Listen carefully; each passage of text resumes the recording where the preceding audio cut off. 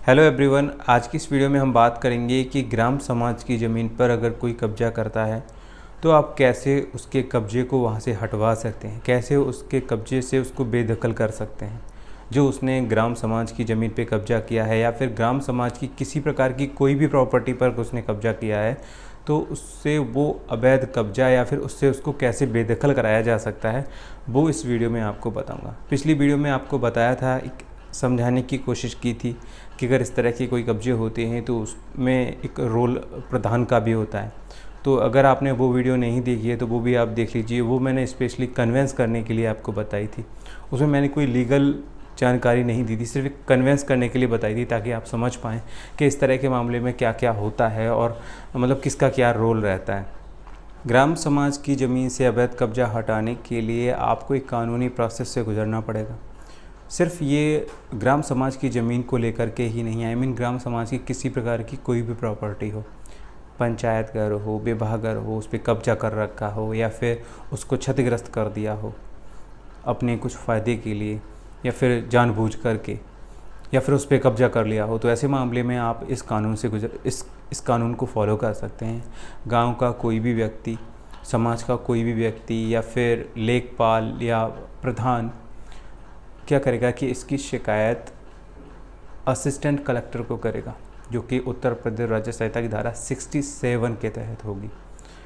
अब assistant collector है वो नियम 66 के तहत इसकी जांच कराएगा और जांच कराने के बाद अगर उसको कुछ ऐसा कोई अतिक्रमण, ऐसा कोई अवैध कब्जे की जानकारी होती है तो तब असिस्टेंट कलेक्टर उत्तर प्रदेश राज्य संहिता की धारा 67(2) के तहत उस व्यक्ति के खिलाफ RC प्रपत्र संख्या 20 कारण बताओ नोटिस जारी करेगा।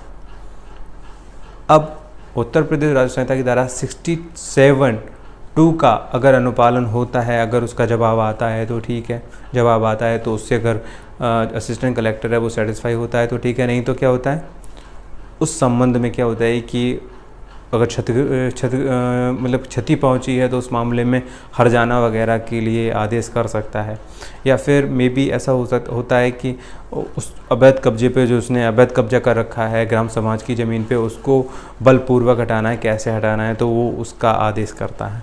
तो ये एक तरीका होता है जिसके द्वारा इस तरह के जो ग्राम समाज की जो प्रॉपर्टी होती है, जिन पे अवैध कब्जा कर लिया जाता है, जिनको क्षतिग्रस्त कर दिया जाता है, उनकी भरपाई की जाती है। अगर अवैध कब्जा है तो यकीन मानिए वो अवैध कब्जा हटता है, अगर राजीबाजी से नहीं तो बलपूर्वक हटता है और साथ में जुर्माना भी होता है।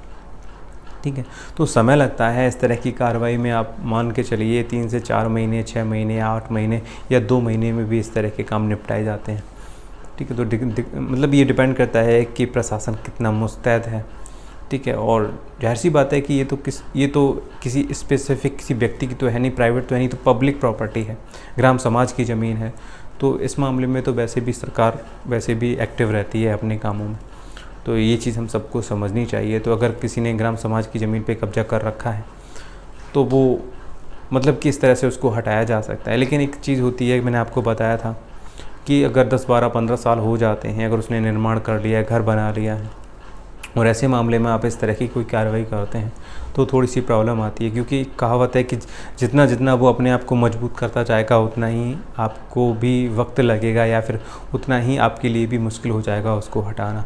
क्योंकि एक समय के साथ साथ उसके भी अधिकार मिलने लगते हैं, और अगर एक समय क्रॉस हो चुका है और उस समय के जो मौजूदा प्रधान था, जब उस प्रॉपर्टी पे कब्जा हो रहा था, तब उसने किसी प्रकार की कोई भी सूचना प्रशासन को नहीं दी थी, तो ये एक तरह की प्रधान की गलती मानी जाती है। तो इसका बेनिफिट उसको मिलता है और उस जो भी उसने ग्राम समाज की ज़मीन पे कब्जा कर रखा है वो उसके अधिकार में जाती है।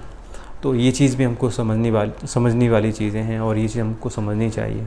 तो यही कुछ मैं आपको बताने वाला था।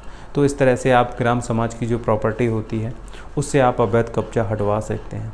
सो गाइस, ये था पूरा video. I hope you like this video. अगर फिर भी कोई कन्फ्यूज़न हो तो आप मुझे कमेंट बॉक्स में लिख सकते हैं। अगर वीडियो पसंद आया हो तो वीडियो को लाइक कर दीजिए। अगर आपने अभी तक हमारे चैनल को सब्सक्राइब नहीं किया है तो वीडियो के नीचे दिए गए सब्सक्राइब बटन पर क्लिक करके इस चैनल को सब्सक्राइब कर लीजिए। उसके बाद बेल आइकन को भी प्रेस कर दीजिए ताकि हमारे द्वारा अपलोड की हुई वीडियो की नोटिफिकेशन आपको मिल सके। तो चलिए मिलता हूँ एक नई वीडियो के साथ, तब तक के लिए जय हिंद। दोस्तों, सब्सक्राइब कीजिए हमारे YouTube चैनल अफजल LLB को और दबाइए बेल आइकॉन अपडेट हर नया वीडियो सबसे पहले देखने के लिए।